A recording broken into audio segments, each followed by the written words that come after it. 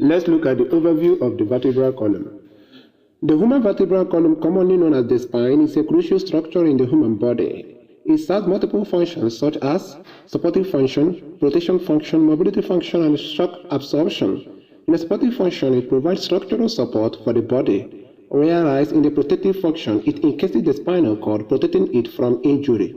In mobility, it allows for flexibility and movement, while in shock absorption, it absorbs and distributes forces during activities like walking or running.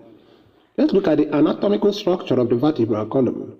The vertebral column consists of 33 vertebrae categorized into 5 regions: the cervical region, the thoracic region, the lumbar region, sacral region, and the coccygeal region. The cervical region has 7 vertebrae located in the neck. The first 2 vertebrae are the atlas, which is the C1, and the axis, which is the C2. They allow for the rotation of the head, whereas the cervical vertebrae also are smaller and more mobile than those in other regions. Thoracic region, or the thoracic vertebra. There are a total number of 12 vertebrae in the thoracic region. They are located in the upper and mid-back of the vertebra. Each thoracic vertebral articulates with a pair of ribs, providing stability and protection for the thoracic organs. They are less mobile than cervical vertebrae due to their attachment to the rib cage.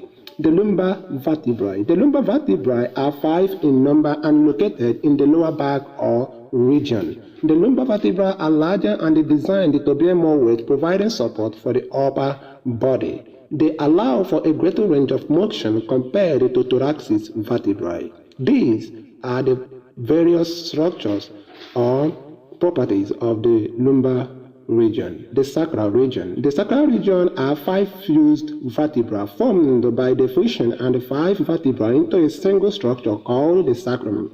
It connects the spine to the pelvis and supports the weight of the upper body when sitting and standing, whereas the coccygeal region are 4 fused vertebrae comprising of the coccyx or tailbone formed by the fusion of 4 vertebrae, which serves as an attachment site for ligament and muscles. Anatomy of the vertebra.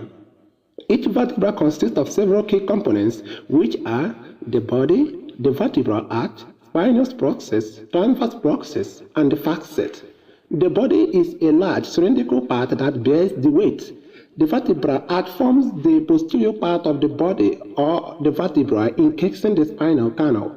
The spinal process, a bony projection that can be felt along the back. It serves as an attachment point for muscles and ligaments. Transverse process are lateral projections that also serve as an attachment point, whereas the facet are smooth surfaces on the vertebrae that articulate with the adjacent vertebrae, allowing them for movement. The intervertebral disc. Between most vertebrae are intervertebral discs, which are made up of the nucleus pulpus and annulus fibrosus.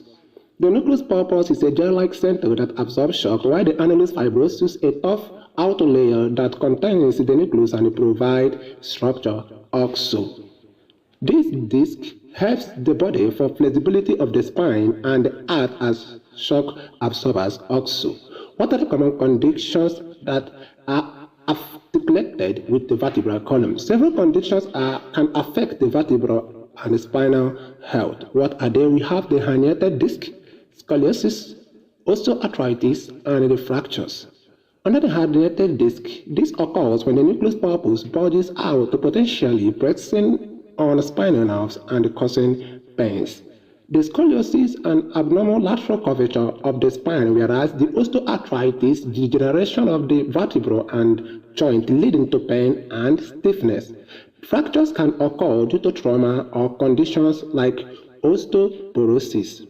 Understanding the anatomy and function of the vertebra is essential for recognizing the importance of spinal health. Proper posture, exercise, and awareness of body mechanics which can contribute to healthy spine. Therefore, in summary, we can say that the vertebral column is a complex structure critical for support, protection, mobility, and body functions.